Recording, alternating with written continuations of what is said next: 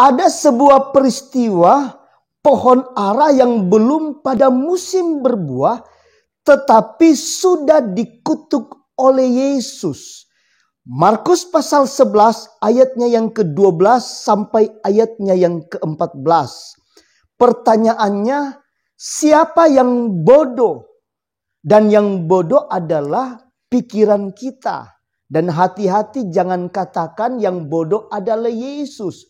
Tuhan ampuni kita jika punya pikiran seperti itu. Dan supaya kita tidak bingung dan pikiran kita menjadi bodoh, maka kita pelajari baik-baik. Sebab bukankah pada waktu itu pohon ara belum musim berbuah? Dan namanya tidak musim, pasti pohon ara tidak ada buahnya. Selain itu, pohon ara ini kan bukan makhluk seperti kita manusia, seperti malaikat, iblis, dan lain-lain. Dan kalau Yesus mengutuk pohon ara yang tidak berbuah ini, karena ini adalah sebuah perumpamaan yang disampaikan oleh Yesus. Tetapi perumpamaan kali ini agak unik. Sebab biasanya kalau ditulis perumpamaan-perumpamaan seperti ada di dalam Alkitab, ditulis perumpamaan tentang lalang dan gandum, perumpamaan tentang biji sesawi, perumpamaan tentang anak yang terhilang, dan lain-lain. Dan perumpamaan kali ini adalah sebuah perumpamaan yang diperagakan. Dan pohon ara yang dikutuk ini adalah memang kisah nyata dan telah terjadi. Dan mari kita lihat contoh yang lain tentang perumpamaan yang diperagakan. Seperti yang ditulis dalam kitab Hosea. Pasal 1 ayat 1 sampai ayatnya yang ketiga. Firman Tuhan berkata, seorang nabi yang bernama Nabi Hosea, Tuhan suruh pergi dan kawinilah Gomer binti Diblaim, seorang perempuan sundal. Dan pada kenyataannya di ayatnya yang ketiga, mereka pun kawin dan dapat keturunan. Hal ini secara logika tidak cocok. Hal ini tidak masuk akal. Kenapa seorang nabi lalu disuruh kawin dengan seorang perempuan sundal? Tetapi pada kenyataannya itu memang terjadi.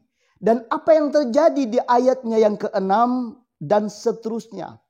Ternyata istrinya selingkuh lagi dan dapat keturunan dari selingkuhannya. Sehingga terjadilah perpisahan.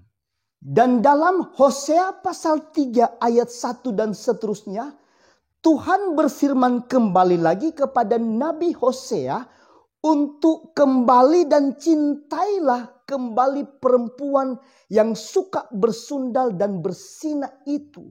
Dan firman Tuhan katakan, begitulah bangsamu, begitulah umat Israel, hidup yang sudah diangkat oleh Tuhan, martabat yang sudah diangkat, lalu kamu berbuat dosa lagi. Tetapi Tuhan bilang, sayangilah kembali dan tebus mereka. Dan perumpamaan tentang pohon ara yang dikutuk ini adalah perumpamaan untuk hidup kita sebagai orang Kristen. Harus berbuah untuk Yesus. Berbuah untuk hormat kemuliaan nama Tuhan. Selama kita masih ada di dalam dunia ini. Jangan jadi seperti yang ditulis di dalam Injil Markus pasal 11. Ayat 15 sampai ayatnya yang ke-19. Artinya sesudah peristiwa Yesus mengutuk pohon ara, Yesus lanjut dengan menyucikan bait Allah. Kenapa bait Allah disucikan? Sebab di bait Allah mereka memang melakukan aktivitas rohani. Tetapi sudah jadi sarang penyamun kata firman Allah. Dan ujung-ujungnya mereka itu jual beli untuk mendapat keuntungan di bait Allah.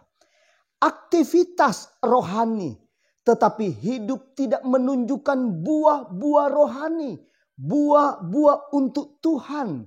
Sebab yang ada adalah kegiatan rohani yang sudah jadi sarang penyamun di bait Allah. Oleh sebab itu bertobatlah jika ada di zaman now ini. Dan hiduplah berbuah untuk Tuhan. Untuk kemuliaan nama Tuhan. Amin.